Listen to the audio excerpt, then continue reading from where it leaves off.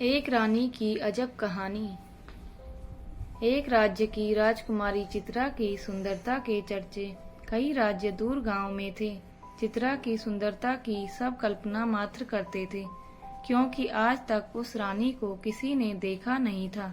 रानी के पिता नहीं रहे, न ही उनकी माता जी हैं। पिता की मृत्यु के बाद वो ही अपने राज्य को संभाल रही थी।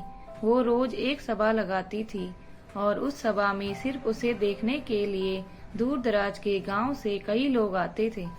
कई राजकुमार और राजा भी चित्रा को देखने आते थे। रानी की सभा रोज एक खुले मैदान में लगती थी। राजा और राजकुमार न सिर्फ उसे देखने आते थे, बल्कि उसके लिए कई राजाओं में युद्ध भी हो गया। भरी सभा में रानी एक बड़े पर्दे के पीछे बैठी रहती थी। कभी कभी जब सभा को संबोधित करने के लिए बोलती थी, तब उसकी आवाज पर ही न जाने कितने श्रोता मोहित हो जाते। रानी बहुत चतुर थी। अपने राज्य पर आक्रमण न होने हो जाए और कोई उसे पाने के लिए सभा में ही उसे उठा न ले जाए, इसीलिए रानी ने पहले ही सभा में यह घोषणा करवा दी थी कि वो अपने शयन कक्ष में ही बिना पर्दे के रहती है। उसके शयन कक्ष में अगर कोई अकेला आकर रानी को देख लेगा तो वो रानी उसी से विवाह कर लेगी। अगर ऐसा न कर के वो सेना लेकर हमें जीतने आया तो समझा जाएगा कि वो कायर है। रानी की चतुराई के कारण कोई भी उसके राज्य पर हमला नहीं करता था। रानी का शयन कक्ष किसी मधुमक्खी के छत्ते से कम नहीं था। कोई भी रानी तक अभी तक पहुंच ही नहीं पाया था। हर रात कई राजकुमार और साधारण व्यक्ति कोशिश किया करते थे, लेकिन अगले दिन उनकी देह में प्राण नहीं बचते थे। कोई भी रानी के शयन कक्ष तक जाने वाले चक्रव्यूह को भेद नहीं पाया था, और महल में रानी का कक्ष कहाँ है, किसी को आज तक पता भी नहीं चला। रानी के सैकड़ों पहरेदारों की नजर से कोई भी नहीं बच पाया था। बस रानी की सुंदरता सबकी कल्पना में ही थी। रानी के लिए न जाने कितनों ने अपने प्राण गंवा दिए, लेकिन कोई भी रानी की सुंदरता को देख नहीं पाया। उसी राज्य में एक युवक था जिसका नाम था सरस। युवक बड़ा ही साधारण था, लेकिन बुद्धिमान था। उसे इस तरह एक स्त्री के लिए लोगों का मरना बड़ा दुखी करता था। वो कई को समझाता था कि दिन रात एक अनदेखी रानी की इतनी चर्चा करना बेकार है, लेकिन शायद ही वो किसी को समझा पाया हो। एक सुबह उसके गांव का एक नवयुवक रानी को देखने की चेष्टा में अपने प्राण गंवा बैठा। वो युवक सरस का मित्र भी था। उस दिन वो रोया भी और मन में बस एक ही विचार कर रहा था कि इसका अंत कब और कैसे होगा। फिर उस युवक ने पूरी रात्रि विचार किया। सुबह वो रानी की सभा के बाद पहरेदार के प्रमुख से मिला और कहा कि वो भी रानी की सेवा में सेना में शामिल होना चाहता है। उस प्रमुख ने उससे कहा कि यह तुम्हारी बस का काम नहीं है। तुम्हें देख ही मैं जान गया कि तुम युद्ध के लिए नहीं बने हो। सरस बोला कि वो उसे किसी भी काम के लिए रख लीजिए। सरस बोला कि वो अच्छा भोजन बना सकता है और पहरेदार को रात्रि में अन्न पानी तो चाहिए ही होता है, तो जी जान से सेवा करेगा। इस तरह की बातें करके वो सेना के लिए भोजन पानी का प्रबंध करने वाले समूह में आ गया।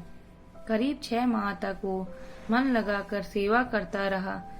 इसी दौरान रानी को देखने की चाह लिए युवक भी आते रहे और अपने प्राण गंवाते रहे। फिर एक रात्रि लगभग 2 बजे उसने रसोई घर में खीर बनाई और सभी पहरेदारों को खीर वितरित की। कई ने मना किया कि उन्हें सचेत रहना, लेकिन उसने कहा कि आज कोई नहीं आने वाला है, क्योंकि रात चांदनी है और कोई मूर्ख ही आ जाएगा। सभी पहरेदार को उसने खीर खिला दी। खीर खाने के कुछ समय बाद सभी मूर्छित हो गिर पड़े। सरस ने खीर में बेहोशी की दवा मिला दी थी। सरस अब रानी का कक्ष ढूंढने लगा। 6 माह से वो यहाँ है, लेकिन इतना सख्त पहरा और पाबंदी है कि उसे भी पता नहीं है कि रानी किस कक्ष में सोती है। कुछ समय बीत जाने के बाद सरस को अब चिंता होने लगी क्योंकि नशे की दवा का असर कभी भी समाप्त हो सकता था। फिर उसे एक चौक में नीचे तले घर में जाने का रास्ता दिखाई दिया। वो जैसे ही उस रास्ते पर गया, वहाँ कक्ष के बाहर ही 2 पहरेदार और थे, जिसका उसे पता ही नहीं था। वो छुप गया और विचार करने लगा। फिर उसने दीवार पर अपना सर दे मारा और उन पहरेदारों की तरफ लड़खड़ाता हुआ गया। उसके सर से खून निकलता देखकर पहरेदार को लगा कि इस बार उन्हें भी शायद जगह छोड़ ऊपर जाकर लड़ना होगा। इसीलिए दोनों अपना द्वार छोड़ लड़ने के लिए ऊपर भागे। उनके जाते ही सरस खड़ा हुआ।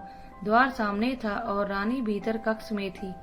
एक बार के लिए तो उसकी धड़कनें भी तेज हो गई, जिसके किसी ने नहीं देखा है।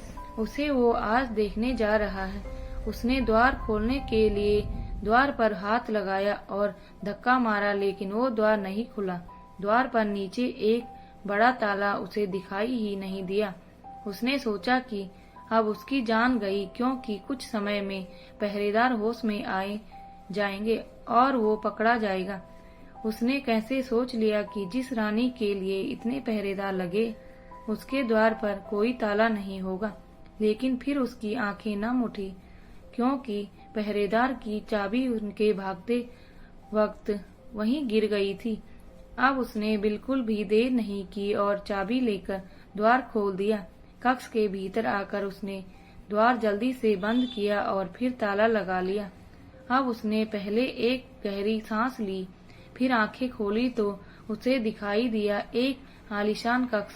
सुगंधित पुष्प भांति वो कक्ष सुगंध दे रहा था, लेकिन कक्ष में प्रकाश कम था। वो रानी के बिस्तर के पास गया। उसके कदमों की सरसराहट से रानी की नींद खुल गई और वो घबरा कर उठकर बैठ गई। रानी के कक्ष में पहली बार कोई आया था। रानी ने अपने चेहरे पर पर्दा किया, फिर लड़खड़ाते शब्दों से पूछा, कौन है? सरस बोला, अभी तक तो साधारण हूँ, लेकिन आपका मुख देखने के बाद हो सकता है कि साधारण ना रहूं। रानी घबरा कर खड़ी हो गई। सरस बोला कि अब यह पर्दा क्यों? अब तो मैं इस शयन कक्ष तक आ गया। अब तो मुझे वो चेहरा दिखा दीजिए जिसने न जाने कितनों की जान ले ली। अब तो प्रकाश में आ जाइए। रानी ने अपना पर्दा हटाया और प्रकाश में आई। युवक सरस ने देखा और चौंक गया, क्योंकि लोगों के द्वारा रानी की जिस तरह की कल्पना की जा रही थी, रानी उसके बिल्कुल विपरीत थी। रानी का रंग साफ नहीं था और न ही चेहरे पर आभा थी। युवक उसे देखकर हंसा और कहा कि अच्छा, इसीलिए आप अपना चेहरा छिपाए बैठी थी, क्योंकि तुम्हें लगता है कि यह देखने योग्य नहीं है। रानी अब सर नीचे कर चुपचाप युवक की बात सुन रही है। फिर रानी कहती है, स्त्री सुंदर न हो तो कौन विवाह करता है? क्या तुम अब मुझे देखने के बाद मुझसे विवाह करोगे? तुम पुरुष किस तरह की स्त्री चाहते हो मुझे पता है। जरा सोचो, एक अकेली स्त्री, वो भी अगर सुंदर न हो तो कैसे और कब तक अपने राज्य को बचा पाती? यह मेरी चतुराई है कि मैं अभी तक रानी हूँ, किसी के अधीन नहीं हूँ। सरस बोला, तुम्हारी चतुराई ने न जाने कितने प्राण लिए, तुम्हें पता है? रानी बोली, प्राण मैंने नहीं, उनकी सुंदर स्त्री की चाह ने लिए। तुम बताओ, अगर तुम पहले ही जानते कि मैं सुंदर नहीं हूँ तो क्या अपने प्राण की बाजी लगाकर यहाँ तक आते? तुम मुझसे विवाह करो, अपनी पत्नी की सुंदरता का भ्रम इसी तरह लोगों में बनाए रखो। तुम्हारा भी मान बढ़ेगा कि जिसे कोई नहीं पा सका उसे तुमने पा लिया। सरस कुछ सोचने लगा। उसे सोचता देख रानी ने कहा कि तुम यहाँ से जीवित नहीं जा सकते, तुम्हें वही करना होगा जो मैं कह रही हूँ। सरस मुस्कुराते हुए बोला, हाँ, मैं तुमसे विवाह जरूर करूँगा। रानी उसकी बात सुनकर खुश हुई, लेकिन उसकी खुशी ज्यादा देर तक की नहीं रही। सरस ने एक कपड़ा निकाला और रानी के मुंह पर रख दिया। रानी बेहोश हो गई।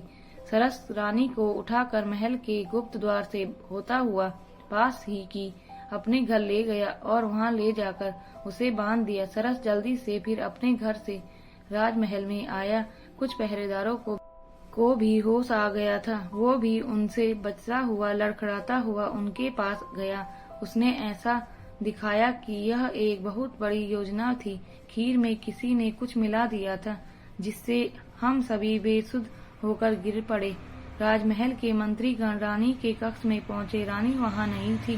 रानी को कोई ले गया था। उन्होंने सुबह राज्य में घोषणा करवा दी कि रानी को जो भी ले गया है वह हम उसे अपना राजा मानते हैं। रानी को लेकर वापस महल में आ जाए। सरस अब राजमहल से जब अपने घर वापस गया तो उसमें रानी को देखा और उसे भोजन दिया। रानी ने कहा कि तुम अब जीवित नहीं रहोगे, तुमने मुझे यहाँ बंधक बनाया है।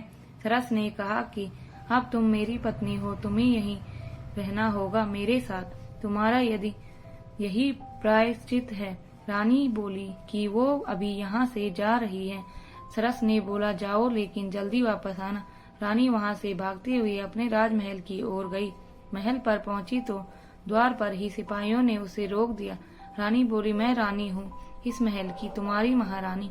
सिपाही उसे देखकर हंसने लगे, बोले जा यहाँ से, अपनी शकल देख। उन्होंने द्वार पर से उसे हटा दिया। रानी को समझ आ गया था कि सरस ने चतुराई से उसके साथ यह खेल खेला है। रानी को किसी ने नहीं देखा है, इसीलिए अब वो कुछ भी करे उसे कोई पहचानेगा नहीं। वो वापस सरस के पास लौट आई। सरस ने उसे कहा आए गए चलो अब कुछ खा लो। रानी वहीं रहने लगी और दिनचर्या के काम करने लगी। महल में अभी तक किसी को नहीं पता रानी कहाँ गई। मंत्री ने राज्य अपने हाथ में ले लिया। दोस्तों, यदि आपको हमारी कहानी अच्छी लगी हो तो प्लीज लाइक, कमेंट, शेयर और सब्सक्राइब जरूर करें। धन्यवाद।